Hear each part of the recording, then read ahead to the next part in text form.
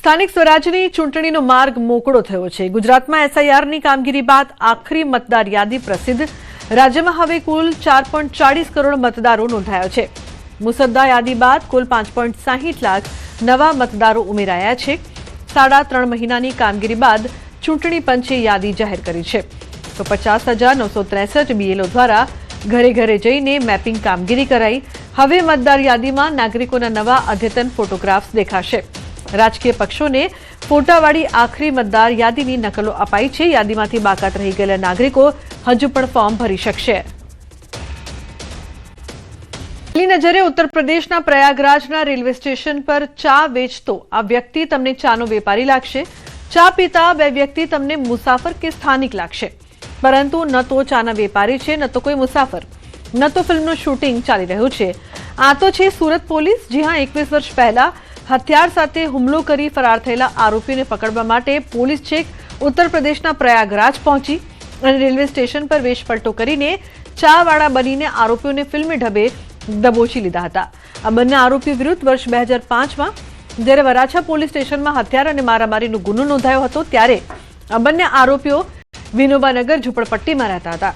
ગુનો આચર્યા બાદ તેઓ રિક્ષા અને ગન મૂકીને વતનમાં નાસી ગયા હતા। સમય જતાં મહાનગરપાલિકા દ્વારા આ ઝૂંપડપટ્ટી તોડી પાડવામાં આવી હતી। આ ડિમોલિશનના કારણે પોલીસ પાસે આરોપીઓના વતન કે તેમના સંબંધીઓ વિશે માહિતી મેળવવાનો કોઈ રસ્તો બચ્યો ન હતો, જેના કારણે આ કેસ 21 વર્ષ સુધી વણ ઉકેલાયો રહ્યો હતો। પરંતુ પોલીસે મહેનત ન છોડી અને અહીં રહેતા લોકોનો સંપર્ક કરીને ફરાર થઈ ગયેલા આરોપીઓનું પગેરું શોધી કાઢ્યું। યુપીના પ્રયાગરાજમાં હોવાની માહિતી મળતા પોલીસ માટે આ ચોર પોલીસની રમત જેવું હતું। બાદમાં ટેકનિકલ સર્વેલન્સની મદદથી તેમનું ચોક્કસ લોકેશન પ્રયાગરાજના અત્તર સુઈયા પાસે હોવાનું ટ્રેસ કરવામાં આવ્યું, જેથી પોલીસે આરોપીઓને પકડવા માટે ચાવાળાનો વેશ ધારણ કર્યો। હેડ કોન્સ્ટેબલ લાલભાઈ પોતે ચાવાળા બની ગયા હતા અને કોન્સ્ટેબલ સમજીભાઈ લારી પર વોચ ગોઠવી હતી। હેડ કોન્સ્ટેબલ રાકેશભાઈ ચાની સ્ટોલ પર ગ્રાહક બનીને કલાકો સુધી બેસી રહ્યા હતા। બાદમાં તક મળતા જ તેમને દબોચી લેવાયા હતા। તપાસમાં બહાર આવ્યું કે પકડાયેલ આરોપી સંતોષ યાદવ પ્રયાગરાજમાં ઈંડા અને ચાની લારી ચલાવીને સામાન્ય માણસ જેવું જીવન જીવતો હતો, જ્યારે બીજો આરોપી શિવ યાદવ ગેરેજ ચલાવતો હતો। અલગ અલગ શહેરમાં છુપાઈને રહેતા હતા। એસઓજીને એક ઇન્ફોર્મેશન મળી હતી કે વરાછાની અંદર જે મારામારી અને હત્યાનો જે ગુનો દાખલ થયો છે 21 વર્ષ પહેલા એના જે બે આરોપીઓ છે સંતોષ યાદવ અને સંતોષ ઉર્ફે શિવ યાદવ, આ બંને પ્રયાગરાજમાં રહે છે। અગાઉ પણ ઘણી ટીમોએ પ્રયત્ન કર્યો હતો, પણ આ લોકો ત્યાં મળી આવેલા ન હતા। એસઓજીની ટીમ ત્યાં ગઈ, અલગ અલગ વેશ ધારણ કરીને રહી અને છેવટે જે છે આ બંને આરોપીઓ છે ત્યાંથી પકડી લઈ। આ ગુનો એવો હતો કે અશ્વિની કુમાર ગૌશાળા સર્કલ પાસે ત્યાં ઝઘડો થયો હતો અને જે તે વખતે પિસ્ટલ રિક્ષા બધું મૂકીને આ લોકો જતા રહ્યા હતા। પછી અલગ અલગ રીતે વેશ બદલીને રહેતા હતા, પરંતુ એસઓજીની ટીમને આ લોકોને ઝડપી પાડવામાં સફળતા મળી છે। સુરતના કતારગામમાં ટ્રાફિક પોલીસ પર યુવકને મારવાનો આક્ષેપ છે। મોબાઈલમાં શૂટિંગ કરવાની શંકા રાખી પોલીસ કર્મીઓએ માર માર્યો। યુવકે ગાડીના કાગળો ન હોવાથી 2500 રૂપિયાનો દંડ ભરવા મોબાઈલ કાઢ્યો હતો। દંડ બાબતે થયેલી બોલાચાલી બાદ પોલીસ હિંસક થઈ। મારામારીમાં યુવકની તબિયત લથડતા પરિવારમાં રોષ છે। સ્થાનિક પોલીસે ફરિયાદ નોંધવામાં વિલંબ કર્યો હોવાનો પણ આરોપ લગાવ્યો છે।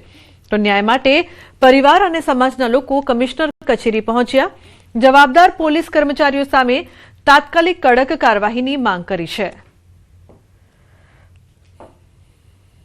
ત્યાં પોલીસ સ્ટેશન અને ત્યાં સર્કલ ઉપર આને ઢોરમાર મારવામાં આવ્યો। ત્યાંથી એને ઢોરમાર મારી અને પોલીસની જે કઈ ગાડી હતી એની અંદર લઈ ગયા કતારગામ પોલીસ સ્ટેશને। એ કતારગામ પોલીસ સ્ટેશને જઈ અને બેફામ ગાળો દેવામાં આવી। 100 નંબર કે 112 નંબર કે કોઈ કંટ્રોલ રૂમની અંદરથી ખાલી આની જાણ લેવા માટે પણ નથી આવતું। અમારી અને આ ભાઈની માંગણી એવી છે કે આને મારનારા જે કઈ પોલીસ અધિકારીઓ હતા, જે કઈ કોન્સ્ટેબલો હતા, એ બધાને સસ્પેન્ડ કરો અને જ્યાં સુધી કમિશનર સાહેબ અમને નહીં મળે ત્યાં સુધી અમે અહીંયા અનશન ઉપર બેઠા છે, ધરણા ઉપર બેઠા છે। પાટણમાં અસામાજિક તત્વો બેફામ બન્યા છે। જિલ્લા કોર્ટમાં ધોળા દિવસે તીક્ષ્ણ હથિયાર વડે હુમલો કર્યો। કોર્ટમાં આવેલ વકીલ રૂમમાં ઘૂસી અજાણ્યા શખ્સે ધારિયા વડે હુમલો કર્યો હતો। સદનસીબે આ ઘટનામાં કોઈ જાનહાનિ નહીં। અજાણ્યા શખ્સને પોલીસ લઈ ગઈ પોલીસ મથકે। ઘટના બાદ કોર્ટની સિક્યોરિટી પર સવાલ ઉઠ્યા છે। આ ઘટનાને લઈને વકીલોમાં રોષ છે। વકીલો હડતાળ પર ઉતર્યા છે। ઘટનાના સીસીટીવી કેમેરાની કોર્ટ સમક્ષ કરી માંગ।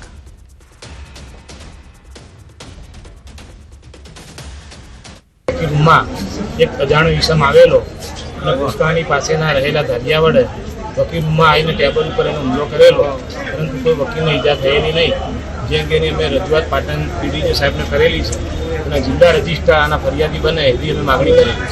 અને આ જે બનાવ બન્યો છે એના અનુસંધાનમાં આજે પાટણના તમામ વકીલો કામકાજથી અળગા રહે છે. તો બીજી તરફ વડોદરાની MS યુનિવર્સિટી ફરી એકવાર વિવાદોમાં છે. કેન્ટીનમાં વિદ્યાર્થીઓ વચ્ચે મારામારીનો આક્ષેપ. આર્કિટેક્ચર ફેકલ્ટીની કેન્ટીનમાં મારામારીનો આક્ષેપ.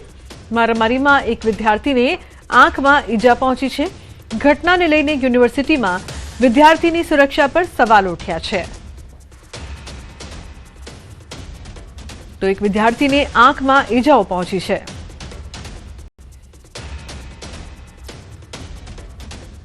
हम लोग कुछ पर्सनल रिलेटेड प्रॉब्लम से बात करने के लिए सिर्फ आए थे, तो वो लोग भी बात करने के लिए ही आए थे, बट वो लोग पता नहीं किस बात को लेके हम पे चार्जअप कर दिए. मेरे दोस्त को ही मारा, मेरे को ही मारा है और बेमतलब का 3 से 4 लोग हमारे साथ हम लोग के आसपास घुसे हैं. एक करण नाम का लड़का है, एक दीप तिवारी है और एक अमन पाल नाम का. ये 3 लड़के MM हॉल के 91 रूम नंबर में रहते हैं. हम लोग को से बात करने के लिए वो लोग भी आए थे. ऐसा बोल के हम लोग पे हाथ चढ़ा दिया. हम लोग को बहुत मारा है उन लोगों ने. વડોદરામાં ફરી એકવાર કાયદાના લીરે લીરા ઉડ્યા છે. અસામાજિક તત્વોનો પોલીસને પડકાર. ઓફિસમાં બંધક બનાવીને યુવકને માર્યો માર. તો યુવકને ઢોર માર મારતો વિડીયો વાયરલ થયો છે. વિડીયો અલકાપુરીના ઇન્ડિયા બુલ મોલનો હોવાની ચર્ચા છે. કેટલાક યુવકોએ અને એક યુવતીએ સાથે મળીને માર માર્યો હતો. વાયરલ વિડીયોને લઈને પોલીસે તપાસ હાથ ધરી છે. ન્યૂઝ 18 ગુજરાતી વાયરલ વિડીયોની પુષ્ટિ કરતું નથી. તો વડોદરામાં ફરી એકવાર કાયદાના લીરે લીરા ઉડ્યા હોય તેવા દ્રશ્યો અહીંયા સામે આવ્યા છે. ઓફિસમાં બંધક બનાવીને યુવકને ઢોર માર મારવામાં આવ્યો હતો. ભાવનગરના પાલીતાણામાં યુવાનો વચ્ચે ફિલ્મી ઢબે મારામારી થઈ. કૈલાશ ટેકરીધામ પાસે છૂટા હાથે મારામારીનો વિડીયો વાયરલ થયો છે. તો શિવરાત્રીના પવિત્ર દિવસે જ યુવાનો વચ્ચે જબરદસ્ત અથડામણ થઈ હતી. સોશિયલ મીડિયા પર વિડીયો વાયરલ થતા લોકોમાં ભારે ચર્ચા છે. સામસામે હાથાપાઈ કરી રહેલા યુવાનો કેમેરામાં કેદ થયા. મારામારીની ઘટના અંગે હજુ સુધી કોઈ પોલીસ ફરિયાદ નહીં. તો કૈલાશ ટેકરીધામ પાસે છૂટા હાથની મારામારી સોશિયલ મીડિયા પર હાલ આ વિડીયો છે તે વાયરલ થઈ રહ્યો છે. અસામાજિક તત્વોને કાયદાનો કોઈ ભય ન હોય તેમ પાલીતાણામાં જાહેરમાં મારામારીની આ ઘટના બાદ અનેક સવાલો. કૈલાશ ટેકરીધામ પાસે છૂટા હાથની આ મારામારીમાં અનેક લોકો છે તે મારપીટ કરતા જોવા મળી રહ્યા છે. તો પોલીસનો કાયદાનો કોઈ પણ જાતનો ભય ન હોય તેવું અહીં જોવા મળી રહ્યું છે. આ સમગ્ર વિડીયો વાયરલ થતા અનેક ચર્ચાઓ થઈ રહી છે. મારામારીની ઘટના અંગે હજુ સુધી કોઈ પોલીસ ફરિયાદ નથી કરવામાં આવી. અમદાવાદ અને ગાંધીનગર જિલ્લાની જમીન એને કરવાથી સરકારને અધધ આવક. 31 ડિસેમ્બર 2025ની સ્થિતિએ છેલ્લા 2 વર્ષમાં 193 કરોડ કરતા વધુ આવક થઈ છે.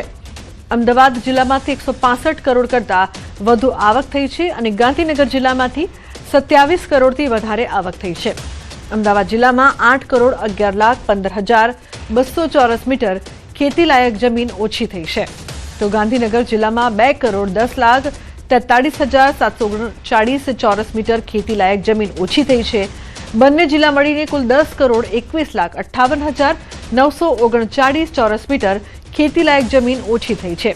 તો ગૃહમાં કોંગ્રેસના ધારાસભ્ય શૈલેષભાઈ પરમારના સવાલનો મુખ્યમંત્રીનો લેખિતમાં જવાબ.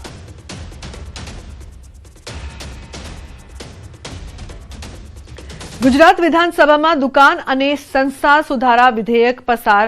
હવે 20થી વધુ કામદારો ધરાવતી સંસ્થાઓને કાયદો લાગુ થશે.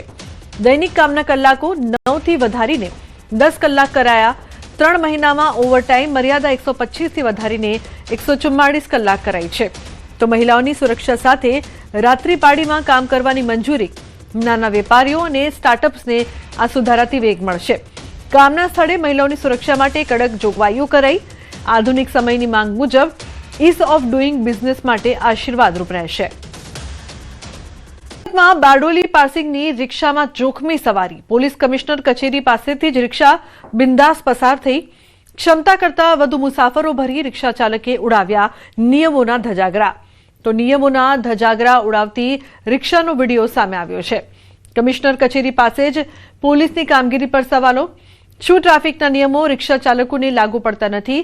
તે મોટો સવાલ ઉપસ્થિત થઈ રહ્યો છે. ગાંધીનગરમાં બ્રિજ પરથી રિક્ષા નદીમાં ખાબકી, ચાલકનું મોત નીપજ્યું છે. નદીના પાણીમાંથી રિક્ષા ચાલકનો મૃતદેહ મળ્યો છે. સાબરમતી બ્રિજ પરથી રિક્ષા નદીમાં ખાબકી હતી. ચિલોડાથી ગાંધીનગર તરફ આવી રહ્યો હતો રિક્ષા ચાલક. રિક્ષા ચાલક તૂટેલા કઠેડામાંથી રિક્ષા સાથે નીચે પટકાયો હતો. બ્રિજ પર સમારકામ ચાલતું હોવાથી કઠેડો તૂટેલી હાલતમાં હતો. તો ગાંધીનગર ચિલોડા હાઈવે પર રિક્ષા નદીમાં ખાબકી.